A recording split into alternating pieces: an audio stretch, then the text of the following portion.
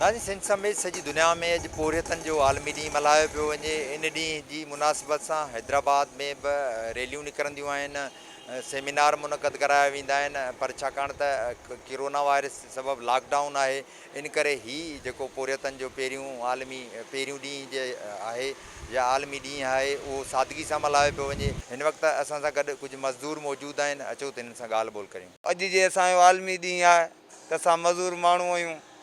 असांजे दिलि में उहो ई ॾुख आहे त असां वटि बि कुझु हुजे हा त असीं पंहिंजो ॾियारो मल्हायूं आहे घर वेही। मगर हाणे सूरत हाल इहा आहे जो सवा महीने खां 1.5 महीनो 2 महीना थियण वारा आहिनि। असां वटि खाइण जे लाइ बि राशन न आहे। हेॼि जे असीं बीठा आहियूं पंहिंजी मजबूरीअ लाइ बीठा आहियूं। अॼु असांजा आलमी ॾींहं आहिनि मगर असांजे लाइ न आहिनि। असीं उहे ई मज़दूर आहियूं। का बि हुकूमत मज़दूर लाइ सहूलियत न कई आहे। सदाईं पंहिंजे हुकूमतुनि में पंहिंजा माण्हू रखिया विया आहिनि। असां मज़दूर उते ई पीढ़ी में ई असांजा वॾा बि गुज़री विया, असीं बि हिते गुज़रंदासीं, असांजा बचा बि पीढ़ियुनि में गुज़रंदा। लिहाज़ा कानून खे इहा ई अपील आहे कुझु अहिड़ो ज़रियो मज़दूरनि लाइ ठाहियो वञे जंहिंमां असांजो घर हली सघे, असांजो गुज़र हली सघे। सर पोज़ीशन इहा आहे जो असां महिनत करे खाइण वारा हाणे वटा खणी माण्हुनि जा दरवाज़ा वॼाईंदासीं त साईं असांखे ॾियो असीं पंहिंजा ॿार पालियूं। असांजे लाइ त का बि सहूलियत न आहे। लिहाज़ा असांजी मुराद अली शाह खे इहा अपील आहे त असां मज़दूरनि जे लाइ त कुझु सोचियो वञे। न असांजे लाइ कोई दवा जो इंतिज़ाम आहे, न का सहूलियत आहे, न को राशन आहे। पोइ असां ॿार विकिणूं, ॿियो छा कयूं साईं। आलमी ॾींहुं आहे, हर इंसान खे इहा ख़ुशी हूंदी आहे मज़दूर डे हुजे, माण्हू घर खां ॿाहिरि न निकिरे। पर असीं रोज़मर्रा कमाइण वारा 3 नंबर तलाब बेनज़ीर चौक तां हिते ईंदा आहियूं। पर 1.5 महीने खां असीं रोज़ पंहिंजी मारे खाऊं।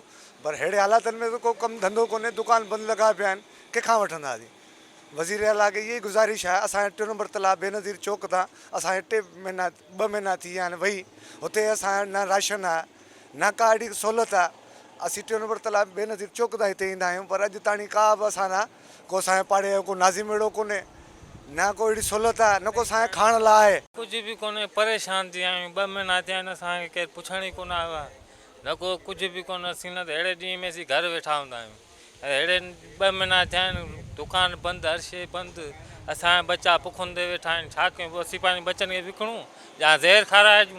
असांजे मुराद अली शाह खे इहा अपील आहे त असां ग़रीबनि जो कुझु न कुझु करे मज़दूरनि जो अलाह ने ख़ुशि रखे। असीं ईअं ई दुआऊं था कयूं। असीं हिते घटि में घटि 40 साल थी विया आहिनि। असांजी पीढ़ी हले पई हिते कमुकारु कंदा आहियूं।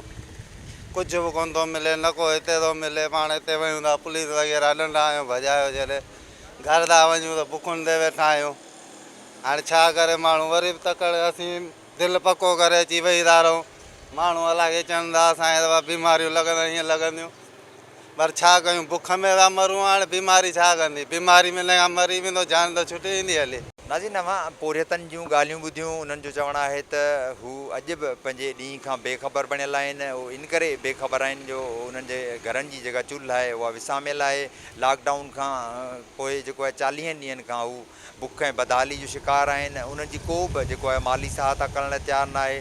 सिंध सरकार या ज़िले इंतज़ामिया जेके ऐलान कया हुआ त पोरियतनि जी मदद कई वेंदी, उन्हनि खे इमदादी सामान फ़राहम कयो वेंदो, पर इन्हनि खे अञा ताईं कुझु बि न आहे मिली सघियो। पोरियतनि मुतालबो कयो आहे त उन्हनि जी माली सहायता कई वञे, जीअं हू पंहिंजे बचनि खे विकिणण खां या पंहिंजे बचनि खे मारण खां बची सघनि। कैमरामैन जमील पठान सां गॾु इम्तियाज़ खोसो, टाइम न्यूज़, हैदराबाद।